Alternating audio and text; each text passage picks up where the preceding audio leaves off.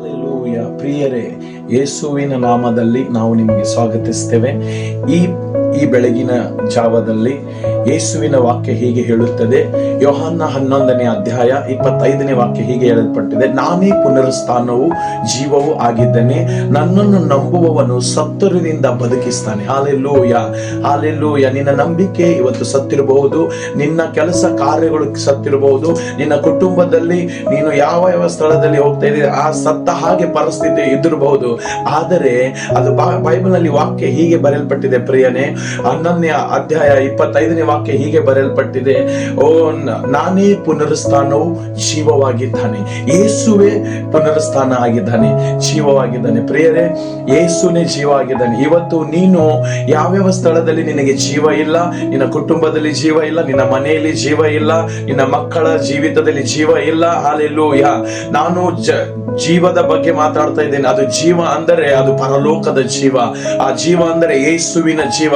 ಯೇಸು ಸತ್ತು ಹುಣಲ್ಪಟ್ಟು 3ನೇ ದಿನದಲ್ಲಿ ಜೀವಿತ ಆಗಿದ್ದೇನೆ. ಆ ಜೀವದ ಬಗ್ಗೆ ಮಾತಾಡ್ತಾ ಇದ್ದೇನೆ. ಹಾಲೆಲೂಯ. ನೀನು ಯಾವ ಪರಿಸ್ಥಿತಿಯಲ್ಲಿ ಸತ್ತು ಹೋಗಿದೆ ಗೊತ್ತಿಲ್ಲ, ಆದರೆ ಇವತ್ತು ಈ ಯೋಹಾನ 11ನೇ ಅಧ್ಯಾಯ 25ನೇ ವಾಕ್ಯ ಹೀಗೆ ಬರೆಯಲ್ಪಟ್ಟಿದೆ. ಯೇಸುನೇ ಹೇಳ್ತಾ ಇದ್ದಾನೆ, ಯೇಸು ಹೇಳ್ತಾ ಇದ್ದಾನೆ, ನಾನೇ ಪುನರುತ್ಥಾನವು ಜೀವವೂ ಆಗಿದ್ದೇನೆ, ನನ್ನನ್ನು ನಂಬುವವನು ಸತ್ತರೂ ಬದುಕ್ತಾನ. ಇವತ್ತು ಅದು ಯೇಸು ಹೇಳ್ತಾ ಇದ್ದಾನೆ. ನೀನು ಯೇಸುವಿಗೆ ನಿಜವಾದ ರಕ್ಷಕನೆಂದ ನೀನು ನಂಬುವುದಾದರೆ, ಇವತ್ತು ನೀನು ನಂಬುವುದಾದರೆ ಯೇಸು ನಿನ್ನ ಸತ್ತಾದ ಪರಿಸ್ಥಿತಿಗೆ ಜೀವ ತರುತ್ತಾನೆ. ಹಾಲೆಲೂಯ. ನಿನ್ನ ಸತ್ತಾದ ರೋಗಕ್ಕೆ ಜೀವ ತರುತ್ತಾನೆ. ಹಾಲೆಲೂಯ. ನಿನ್ನ ಸತ್ತಾದ ಫೈನಾನ್ಸ್ ಗಳಿಗೆ ಯೇಸು ಜೀವ ತರುತ್ತಾನೆ.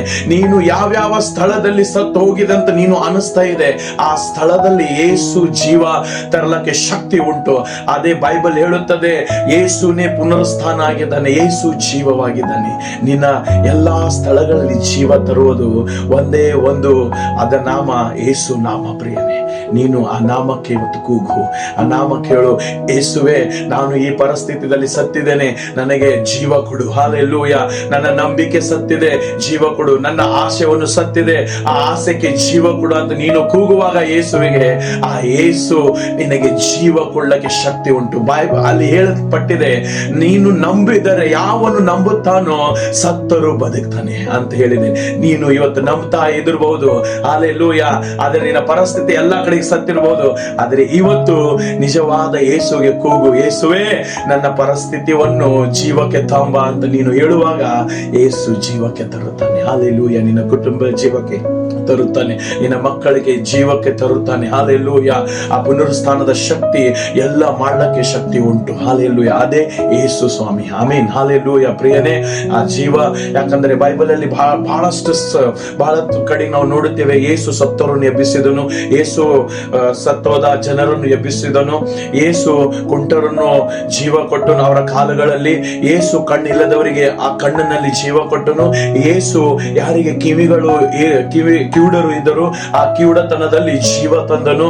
ಅದೇ ನಿನ್ನ ಪರಿಸ್ಥಿತಿ ಇದ್ದಿರಬಹುದು, ನಿನ್ನ ಶರೀರ ಒಣಗಿ ಹೋಗ್ತಾ ಇದಿರಬಹುದು, ನಿನ್ನ ಕಿವಿಗಳು ಒಣಗಿ ಹೋಗ್ತಾ ಇದಿರಬಹುದು. ಹಾಲೆಲೂಯ. ನೀನು ಕ್ಯಾನ್ಸರ್ ನಲ್ಲಿ ಇದ್ದಿರಬಹುದು, ಯಾವ್ಯಾವ ರೋಗದಲ್ಲಿ ಇದ್ ಗೊತ್ತಿಲ್ಲ, ಆದರೆ ಯೇಸುವೆ ಪುನರುತ್ಥಾನದ ಜೀವವಾಗಿದ್ದಾನೆ. ನೀನು ಯೇಸುವಿಗೆ ನಂಬೋದಾದರೆ ಆ ಯೇಸುವಿಗೆ ಹೇಳು, ಯೇಸುವೆ ನನ್ನ ಈ ಪರಿಸ್ಥಿತಿನಲ್ಲಿ ಜೀವ ನನಗೆ ಕೊಡು ಅಂತ ನೀನು ಹೇಳುವಾಗ ಆತನ ಜೀವ ನಿನ್ನ ಸ್ಥಳದಲ್ಲಿ, ನಿನ್ನ ಆರೋಗ್ಯದಲ್ಲಿ, ನಿನ್ನ ಎಲ್ಲಾ ಕ್ಷೇತ್ರದಲ್ಲಿ ಯೇಸುವಿನ ಜೀವ ಬರುತ್ತದೆ. ಪ್ರಿಯರೇ, ಈ ವಾಕ್ಯ ನಿಮಗೆ ಆಶೀರ್ವಾದ ಮಾಡಲಿ ಮತ್ತು ಯೇಸು ನಿಮ್ಮ ಎಲ್ಲಾ ಸ್ಥಳದಲ್ಲಿ ಆಶೀರ್ವಾದ ಮಾಡಲಿ, ಯೇಸು ನಾಮದಲ್ಲಿ. ಆಮೆನ್.